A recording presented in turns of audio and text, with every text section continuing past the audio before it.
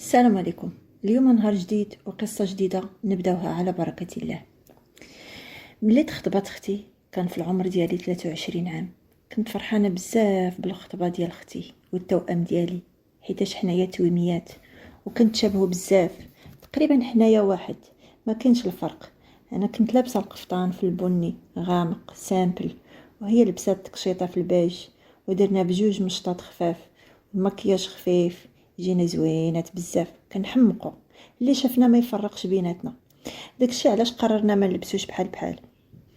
المهم شويه نسمعوا الزغاريت وصلات على النبي، نطلت من الشرجم لقيتهم الخطاب وصلوا. شفت في اختي لقيتها متوتره بزاف، شديت في يديها وعنقتها وقلت لها كل شيء غيدوز بخير، يلا ننزلوا.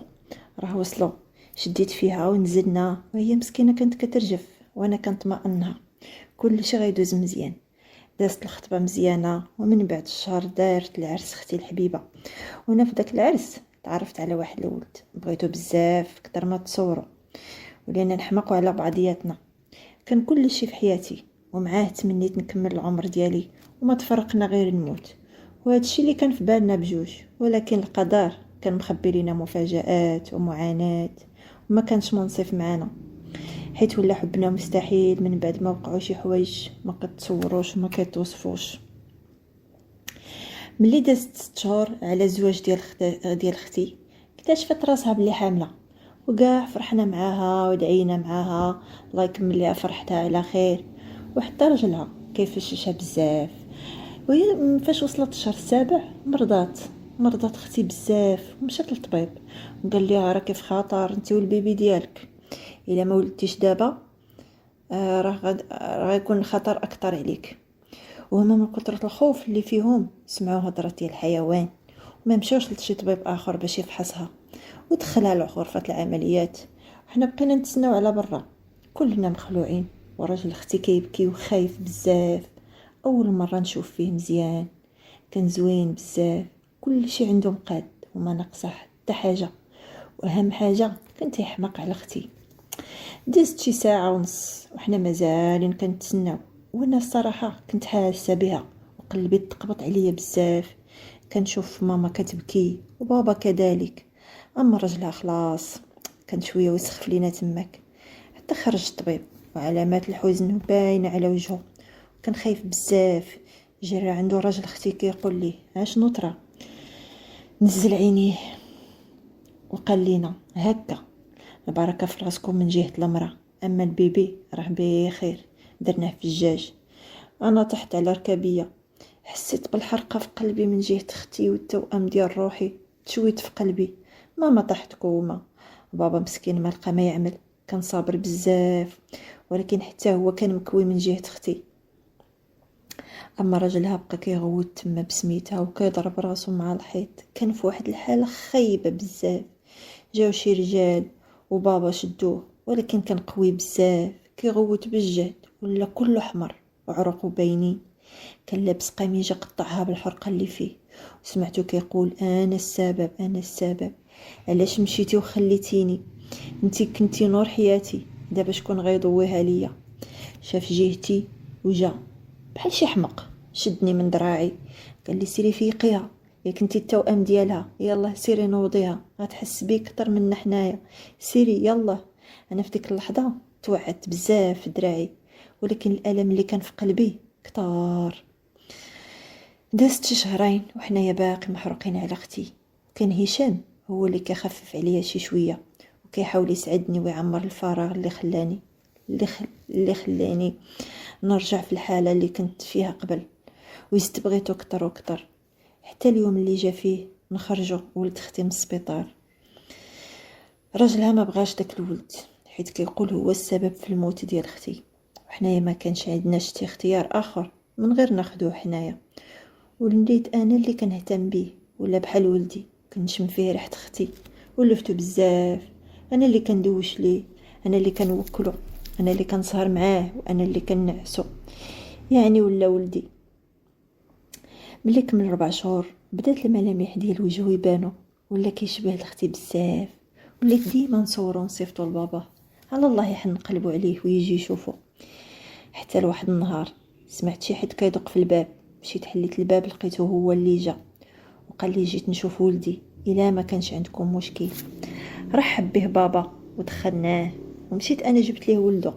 هزو بشويه بقى شحال هو يشوف فيه ويعنقو بالجهد ويبكي. اثر عليا بزاف الموت ديال اختي، اثر عليه هو بزاف الموت ديال اختي والبعد ديال ولده. والله ضعيف بزاف، كلنا تصدمنا فيه وعرفنا شحال كان كيبغي اختي. بقى معنق ولده حتى نعس بين يديه. قال لي فين غنحطو؟ قلت ليه انا نحطو. قال لي لا بغيت انا نحطو. انا قلت ليه اجي تبعني جي معايا. وريت ليه فين يحط البيبي. بقى شحال هو ساهي فيا وشاف فيا.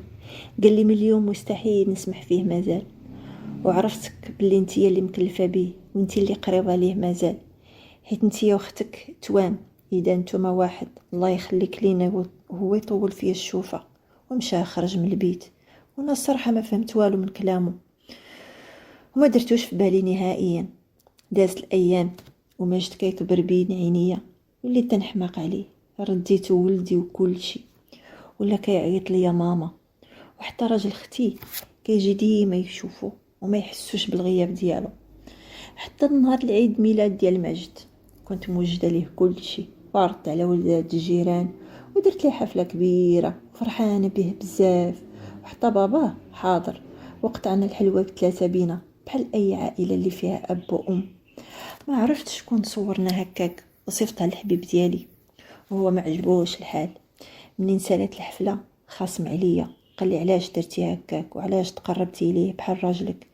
المهم قال لي بزاف الحاجات وانا لقيت ليه مبرر انهم غيار. استمرت العلاقه ديالنا انا وياه حتى دار مجد 2 ولا كيعيط وكيهضر وكيقول ماما وما يقدرش يفارقني. نهار اللي لقاني هشام غيحدد، نهار اللي قال لي هشام غيحدد الموعد اللي غيجي يخطبني فيه هو بالضبط النهار اللي فاش جا راجل اختي يهضر مع بابا على ولد ولده. قال لي غيتزوج وياخد مجد. انا ملي سمعت هاد الشيء تفقست وخفت نبعد على مجد هو ولا كل حياتي. هز عليا بزاف، كنشم فيه ريحه اختي الحبيبه. واخا بابا ما كانش بغى يعطيه ليه مي هو كان مصر ياخده. ما خلينا ما قلنا لي والو، ما بغاش يسمع لينا. في عقله فكره وحده انه ياخد لينا الولد ويتزوج. داكشي علاش قررت انا نمشي نهضر معاه ونزوقو يخلي لي ولدي. ملي هضرت معاه اثرت عليه ولكن قال لي واحد الاختيار اللي هو صعيب بزاف عليا. قال لي انا سمعت باللي غيجي شي واحد يخطبك، داكشي علاش قررت ناخذ ولدي عندي حيت غتولي مسؤوله على عائله جديده وغتسمحي لي في ولدي وما غتبقايش ديال راسك. قلت ليه بحسره واش انت عند بالك ما فكرتش فيه؟ ماجد راه ولدي وما غنتخلاش عليه. قال لي اذا تختاري يا اما الزواج يا اما مجد. الا تزوجتي غناخذ لك الولد، الا ما تزوجتيش ما ناخذوش ليك. شفت فيه مزيان وقلت ليه علاش تبدلتي حتى لهاد الدرجه؟ وليتي اناني بزاف. انت ما عمرك كنتي بحال هكا. شحال هو ساكت وما ردش عليا حتى نويت نمشي في حالي. قال لي انا اللي عندي قلته وسالينا. خرجت من عنده وانا كل محطمه. كيفاش غنضحي بجوج غنحمق عليهم؟ ما نقدرش نتفارق عليهم. حبيبي هشام وولدي مجد. دازت شي سيمانه قال لي هشام غيجي غدا وانا باقي ما قلتش ليه على الموضوع ديال مجد، خايفه لا نخسرو. الغد ليه جا معاه مو واختو خطبوني وعائلتي رحبوا بيه وعائلته عارفين قصه ديال اختي وولدها. قالوا لي ما عندناش مشكل تربيه معانا ملي تزوجي بولدنا. فرحت بزاف وكنفكر في شي طريقه اللي نقنع به راجل اختي يخلي لي ولدي حبيبي. دازت الخطبه مزيان الحمد لله. الغد ليه في الصباح بكري سمعنا حد كيدق في الباب. مشيت فتحت الباب لقيتو راجل اختي وباين عليه معصب بزاف. غير شافني خنزر فيا مزيان قال لي واش كاين باباك؟ قلت ليه بالخالعه واش ممكن نهضروا شويه انا وياك؟ الا كان ممكن عافاك. قال لي بالغواد واش انت ما كتفهميش شنو؟ راه قلت لك اختاري بين جوج حوايج وانت اختاريتي تزوجي، اذا غناخذ ولدي معايا. انا كنت كنحاول نسكت فيه حيت كلشي الجيران كيشوفوا فينا. وقلت ليه دخل الدار بعدا. قال لي غندخل الا كان عمي. قلت ليه كاين غير دخل. وانا غير كذبت عليه، وملي دخلته جلستو في الصاله وجيت قبالته وسكت. وقال لي فين هو باباك وماماك؟ قلت ليه دابا يجيو، بغيت انا ندوي معاك غير بوحدنا ونتفقوا شنو نديرو. هو ما ردش عليا، غير ساكت. قربت حداه شويه وقلت ليه عافاك ما تحرمنيش من ولد اختي، راه ولفتو حتى هو ولفني. وكيعيط لي يا ماما واش ما فكرتيش الا خديتيه غيبقى فيه الحال وتأزم الحاله ديالو؟ راه والله ما تلقى شي حد غيطلع فيه بحالي. خليه ليا وانت ديما اجي تشوفه بحال ديما، حتى حاجه ما غتبدل. دير على وجه اختي الله يرحمها، الله يعطيك الستر، راه مجد ولدي ونور عينيا. واما خطيبي هشام حتى هو كل شي في حياتي، ما نقدرش نفرط فيهم بجوج. بقى شحال كيشوف فيا وفي عينيه بزاف ديال الهضره، ولكن حشم يقولها وما عرفتش اش كنبغي يقول ليا. حتى سمع بابا وماما دخلوا وسكت. جا بابا سلم عليه وقال ليه ياك لاباس، واش جيتي تاخذ ولدك؟ قال ليه لا عمي جيت غير نشوفو نمشي. قلت ليه استنى نمشي نجيبو لك راه ناعس الفوق. مشيت انا طلعت في الدروج وكل كنت ترعد، ما عرفت مالي. دخلت البيت ماجد لقيته مازال ناعس وعز عليا نفيقو. وانا نمشي نعيط على بابا، قلت ليه اجي شوفو. عيطت عليه وطلع لعندي. دخلت البيت ديال ماجد لقاه ناس، بقى كيف ديما كيشوف فيه ومره يرمي الشوفات فيا. حتى تشجعت وسولته، قلت ليه علاش كتشوف فيا هكا؟ وقال لي منين كنشوف فيك بحال كنشوف اختك، كنت حيد مني شويه ديك الحرقه اللي في قلبي، ودابا غتزوجي وما نقدرش نشوف فيك كيف الاول. قربت عنده بقى فيا بزاف وعينيه عمرو دموع. قلت لي واش حتى لهاد الدرجه ما نسيت؟ واش حتى لدابا باقي ما نسيتي اختي؟ زاد قرب مني كتر، قال لي عمري نساها، هي كانت كل شي في حياتي. مشات وخلاتني، ولكن انت عمرتي لي قلبي اللي تحرق بسببها. انا ملي كنشوفك مع مجد كترجع فيا الروح. واش فهمتي اش بغيت نقول لك؟ انا ما بغيتش نفارقك على مجد، ولكن ما نقدرش نشوفك مع شي حد اخر. داكشي علاش وليت بحال هكا. الا تزوجتي غيموت داك الامل اللي غيخليني نعيش من بعد موت اختك.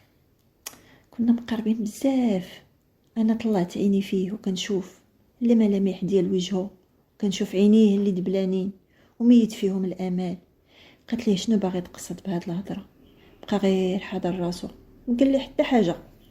من بعد شويه وباس ولدو خرج بحاله، خلاني ما فاهمه حتى حاجه، وفي بالي الف سؤال وسؤال وما لقيت جواب. وزدت متردده في علاقتي مع هشام، ما عرفت ما ندير. وقررت ندير واحد الحاجه، قررت نعاود كل شيء لهشام ونتهنى. يقدر هو ينصحني ولا يعاوني بشي حل. وداك الشيء اللي درت، عيطت عليه وقلت ليه واش نتلاقاو في العشيه. رد عليا قال لي واخا. لبست حوايجي وخرجت لقيته كيتسناني برا في الطوموبيل. ركبت معاه ومشينا. قال لي ياك لاباس مالك متوتره هكا، واش كاينه شي حاجه؟ قلت ليه دينا للبحر تما غنعاود لك كل شيء. وصلنا لتماك، نزلت وبقيت كنشم الهواء وكنت بحال مخنوقه ومحبوسه من الداخل. قرب عندي هشام قال لي شنو كاين؟ شفت فيه مزيان وعاودت ليه كل شيء من الاول حتى الاخر. هو تعصب بزاف وما تقبلش داكشي اللي قلت ليه. قال لي واش انتي دابا بين نارين بسبب راجل اختك، باش من حق غيخيرك بينه وبين مجد. قلت ليه واش نسيتي مجد ولده؟ قال لي واش نسيتي ملي سمح فيه وما جا على شحال يشوفو، ودابا عاد بان ليه البلان اللي بغينا نتزوجو انا وياك. قلت ليه دابا تهدن وفكر معايا في شي حل، راه والله ما نقدر نبعد على مجد ولا عليك انت. بقى شحال ساكت ما قال لي والو. رجعت سولته تاني، هشام جاوبني شنو ندير دابا؟ قال لي بكل جديه الا ما اقتنعش راجل اختك يعطينا مجد نربوه، ديك الساعه خاصك تختاري بيناتنا، يا اما انا او مجد. بقيت غير حله فمي، ما قدرتش نستوعب هضرته، ما دخلتش لعقلي. كيفاش نقدر نختار ما بين جوج الناس عزاز على قلبي هما كل شيء في حياتي؟ نزلوا دموعي وحسيت بالفشله. تفكرت اختي الحبيبه اللي مشات وخلاتني في نص الطريق، وتفكرت ولدي مجد ولا هو عمري كل شيء في حياتي، وتفكرت هشام الحب ديالي اللي كنحمق عليه. قال لي هشام شوفي هناء، انا ما بغيتش نتخلى عليك ولا على مجد، مي هذا هو الكلام اللي خاصو يتقال. راه الا ما بغاش باباه راه مستحيل تاخديه، ولا بغيتي تبقاي معاه اذا خاصك تخلي عليا. انا قلت ليه سكت سكت سكت، ما تعاودش تقول هاد الهضره، انا ما غنتخلاش عليكم. يلا رجعني للدار دابا. وصلني للدار وطلعت لبيتي كنجري، لقيت ماجد كيلعب. مشيت عنقته بحال الا خايفه ياخذ واحد من ايديا، وحتى هو معنقني لعنده. تفكرت هضره هشام، ما عجبتنيش، ما واساتنيش، ما وقفش في جنبي كيف تخيلت. ندم علاش قلت ليه هاد الشيء. دوزت شي شهر وانا في الصراع ما بين راجل اختي وهشام ومجد، ما لقيتش شي حل اللي يناسبني. واحد النهار في الصباح كنا كنفطروا انا وبابا، ماما مشات للحمام باش ترجع بكري حيت معروضين شي عراسيه هي وبابا. قالوا لي يلا معنا، انا ما بغيتش حيت مجد كان مريض فيه الرواح. قال لي يا بابا امتى ديروا العقد انت وهشام؟ انا في ديك اللحظه ما عرفت ما نقول ليه، حيت باقيه في واحد الدوامه ديال التفكير غامقه. قلت ليه مازال ما قررنا، راك عارف المشكله بابا. نهد مسكين حيت هز لي الهم بزاف، وقال لي شوف يا بنتي، مجد راه ولدك ومستحيل تبعدي عليه، اما هشام راكي عارفه تقدري تنسيه مع الوقت. ديك الساعه فهمت القصد ديال بابا، تسدات ليا الشهيه بمره وطلعت لبيتي كنبكي على صاري المعوج. بقيت شحال وانا غارقه في التفكير ديالي، ما لقيت اللي يخفف عليا ولا اللي ينصحني. حتى هشام ما بقاش كيهضر معايا بزاف، علاقتنا توترات بزاف. شويه سمعت ماما جات، صبرت شويه عاد نزلت لقيتهم واجدين يمشيو العرس وفرحانين، كاع ما حسوا بيا ولاش عندي في قلبي. ودعتهم وطلعت عند مجد، تخشيت حداه بقيت مقابلاه حيت كانت حرارته ديالو مرتفعه شويه. دازت 2 سوايع وانا باقيه مع ولدي، حتى كنسمع شي حد كيدق في الباب. نزلت فتحت الباب لقيتو راجل اختي.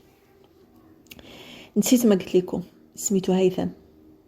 قال لي جيت نشوف مجد، دخلت لعنده، كان مخلوع عليه بزاف حيت شافو مريض ومروح. حاولت نطمئنه، قلت ليه راه غيولي بخير ما تخافش انا معاه. شاف فيا وقال لي ولكن انا ما معايا حد، انا غير بوحدي ضايع.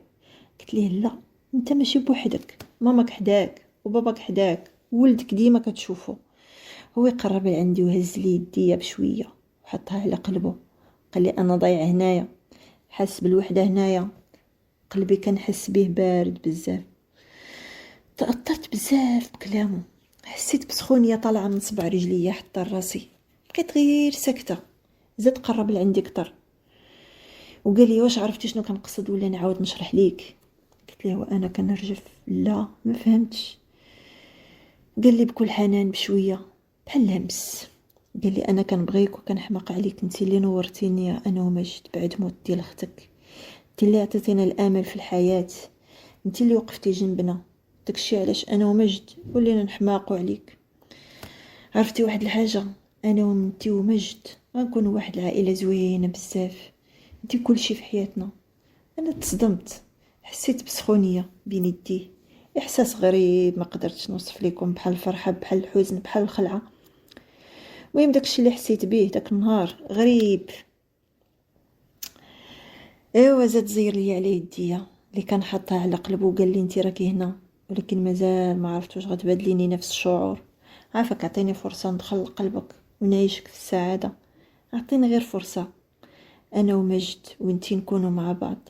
حيت يدي بشويه من يديه وقلت ليه واش نسيت بلي انا مخطوبه وانت راك راجل اختي، وانت عارف كيجمعنا غير مجد.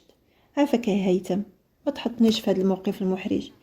عافاك دابا بدل الساعه بخرى وخلينا ننساو هذا الشيء اللي وقع دابا. يلا سير عافاك. مشى وخرج بحاله وانا بقيت كنفكر في كلامه. حسيت بحال قصحت معاه الصراحه، وداك الشيء اللي قلت ليه ما خرجش ليا من قلبي وندمت عليه بزاف. دازت الايام وانا مازال نفس الحاله، باقي سيدي ربي ما حن عليا. داكشي علاش قررت نصلي صلاه الاستخاره ونشوف اش غيطرى. بقيت كنصليها ديما في الليل قبل ما نعس، حتى لواحد الليله صليتها كيف ديما ودخلت فراشي ونعست. حتى شفت واحد الحلمه غريبه، بحال اختي جات عندي وكتقول لي شي حاجه ولكن ما واضحاش. داكشي ما واضحش داكشي مزيان. فقت مخلوعه وكل عرقانه. شربت شويه ديال الماء وقريت شويه ديال القران ورجعت نعست. فاش رجعت نعست تاني شفت نفس الحلمه وكانت ما واضحاش. تاني الغد ليه فقت مشوشه وتفكيره كله مع الحلمه. وفي الليل تاني صليت صلاة الاستخارة ونعست مباشرة وجاتني نفس الحلمة، ولكن كانت واضحة. كانت اختي كانت واضحة وكانت كتقول لي اختي ما نسمحش ليك، ما تسمحيش ليا في ولدي، راه امانة عندك اختي. فقت تاني مذعورة والنفس ديالي تقطعات وكنت قبل ما الناس. حطيت واحد الكاس ديال الماء حدايا، شربت شويه وبقيت كنقرا في القران حتى داني الناس. وفي الصباح بكري اتصلت بهشام قلت ليه غنتلاقاو، وفعلا تلاقينا وقلت له غنتفارقوا، ورديت ليه الخاتم ومشيت في حالي وقررت نتزوج براجل اختي. وصلت للدار لقيته تما بحال كيتسناني. طلعت نيشان لبيت مجد، هو تبعني وقال لي اش كاين، وعاودت ليه كل شيء. فرح بزاف وضمني وقال لي امتى نجي نخطبك. قلت ليه من اليوم. ديك الساعه كنت كنفكر غير في المجد واختي الله يرحمها. دازت الايام وتزوجنا انا وهيثم وعايشين بخير الحمد لله. زواجنا كان حقيقي.